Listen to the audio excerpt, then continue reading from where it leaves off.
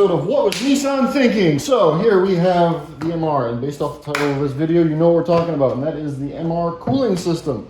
I have everything here with the exception of the radiator for the cooling system, so we can go over how it works, shortcomings we have found, and ways to get around those shortcomings. So, first thing we're going to do is go over how it works. I will be putting an exploded view of these up on the screen. This is actually a flow diagram.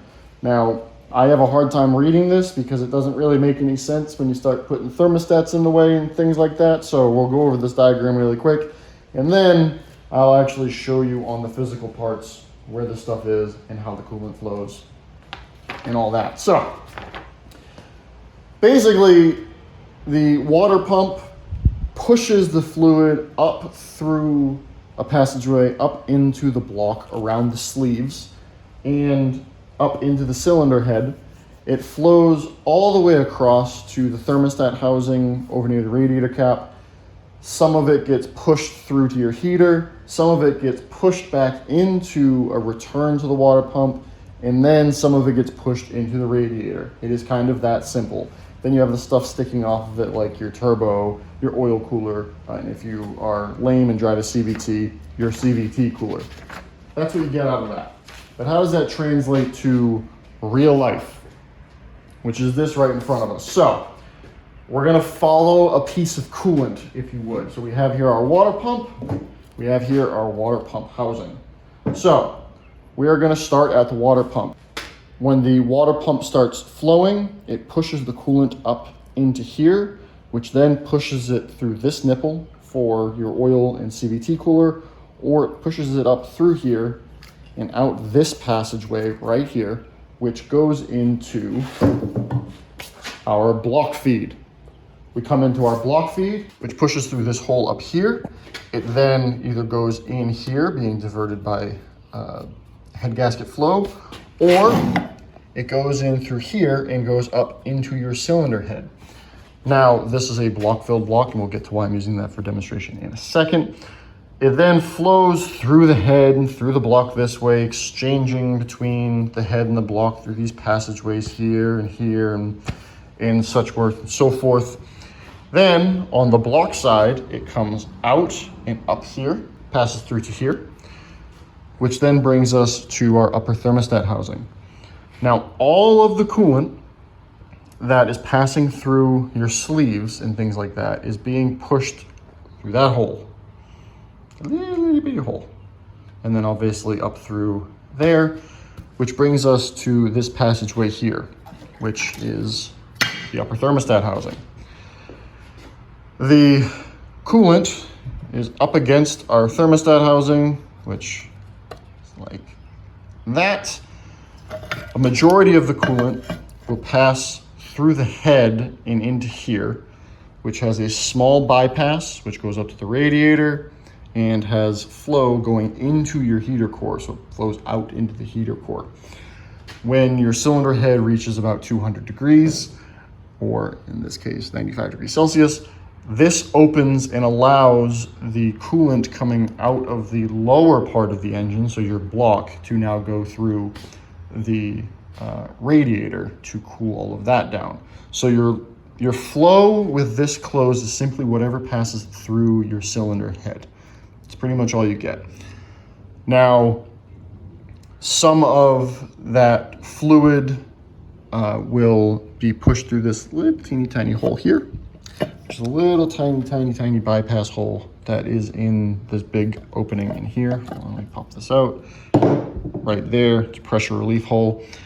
Otherwise, when this thermostat is closed, when this is closed and your lower thermostat is closed, all of your coolant is going through your heater core into here, which then goes into here, which then goes into here, which then goes into here, which goes into this giant tube here and comes back out to your water pump inlet, which is this right here. You can see it's not going through your thermostat, which then it gets pulled back into your water pump and the whole process starts again.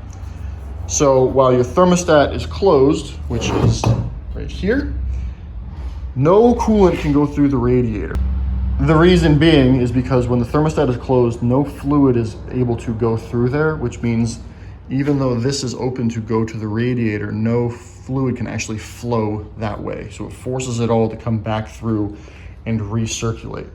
As soon as your thermostat opens, then we start flowing through here and then through your radiator, and it starts cooling the system down. Now this is done so that everything can warm up as fast as possible to get your tolerances where they should be as fast as possible. On a street car, it's very important for emissions, yada yada.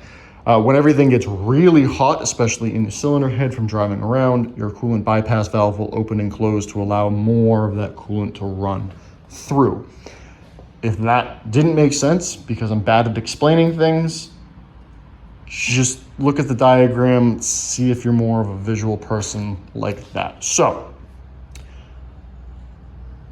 or actually another thing I'm gonna do is I'm gonna put the cylinder head on here and we'll kind of show a more generalized flow path. Again, starting at the water pump, we go into here, it flows through your cylinder head and your block this way, comes out that hole if your coolant bypass valve is open, or it comes out this hole, goes through your heater core, back into here, or some of it will bypass through and it will go into your radiator neck. Then when your thermostat opens, it will go through there. If your thermostat is not open, the fluid will all pass through right here, through this passage right here, which leads down to this, which then goes all the way to here to return to your water pump. Hopefully that makes sense as well, a little simpler.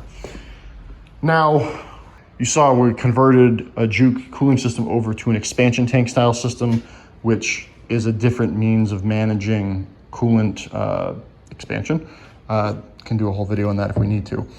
Now, we did that because we are having an issue on a block-filled block where if you drive on the highway and then come to a stop, the car would overheat. Now, it wasn't actually overheating, but coolant pressure and temperature were going up very quickly.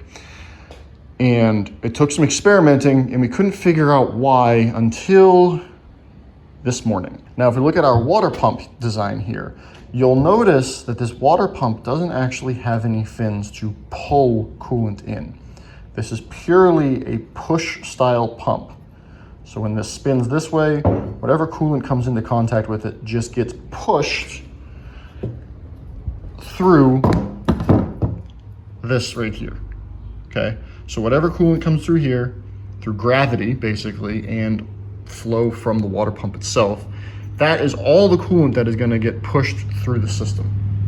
Now, when you have an open deck where coolant can flow freely in and out of the head as needed, that is more than enough fluid flow. There's zero restrictions in the system. Things pressurize and then push themselves out, so you get a high pressure zone, which creates a low pressure zone, and things circulate. Now, the second you go to a filled block like this on this particular style of water pump setup, you run into an issue where there's insufficient flow.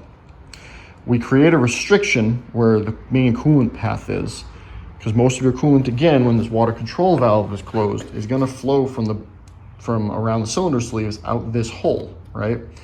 But because we have the block fill, now not all of that coolant can freely come through this hole when this valve is closed. So until this valve opens, you get a runaway coolant effect, right? So when you come to a stop and you're at a lower RPM, this actually ends up barely moving any coolant. You can drive on the highway or on the dyno indefinitely with a closed deck block in this water pump. So long as you're at a high enough RPM, this is going to flow enough fluid. But when the engine is at its full temperature, it's as hot as it can get from driving around, this is no longer sufficient to move enough coolant around through the radiator and through the entire system to get rid of hot spots in the engine. So that is a rundown of cooling system issues. Now, we have been playing around with a solution to this problem for a while now. The expansion tank was our first attempt at it when we thought that the turbo location was the issue. Ends up that the turbo location is not the issue. We then went to a lower temp thermostat. Now, I used to offer one for sale, but they were an absolute pain in the ass to make, so I didn't sell them anymore, but I had to make one. So I made a 160 degree thermostat for the car out there. And then we completely removed this water control valve here. Just got rid of it.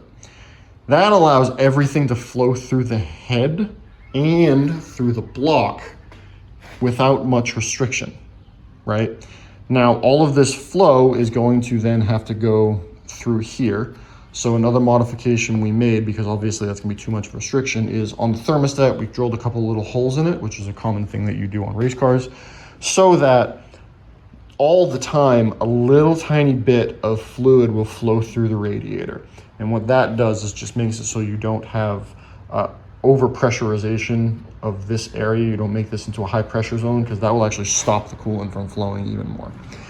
Now, from our testing, that helped tremendously, right?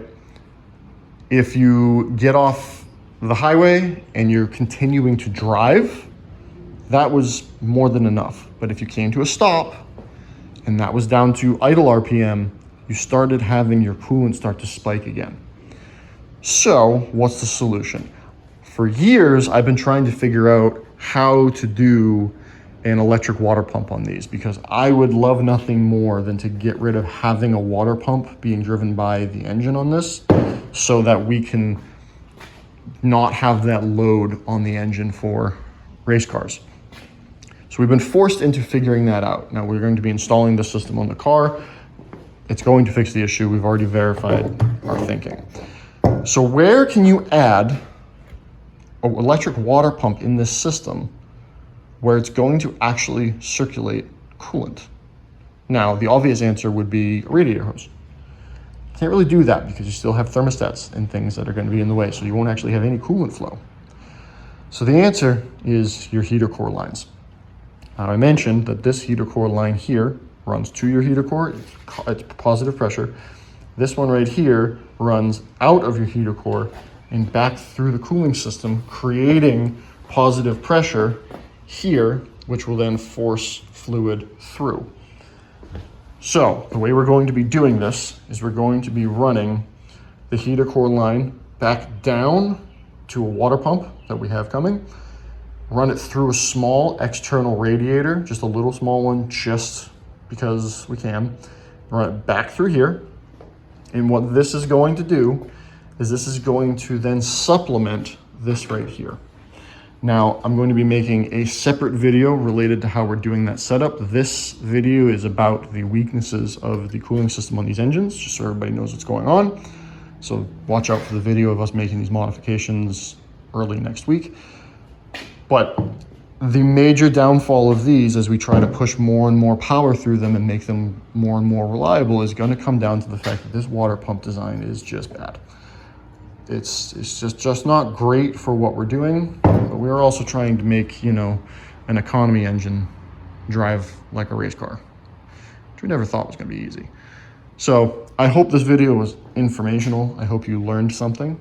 If you're having overheating issues with your MR engine, whether it be a Juke, Versa, Sentra, NV200, whatever it may be, I hope this gave you some idea as to what issues you might be running into. If you're having a overheating issue, remember it's always best to go consult a professional at a shop to have it properly diagnosed. But yeah, that's this chaotic video explaining how the MR cooling system works. Like and subscribe, guys.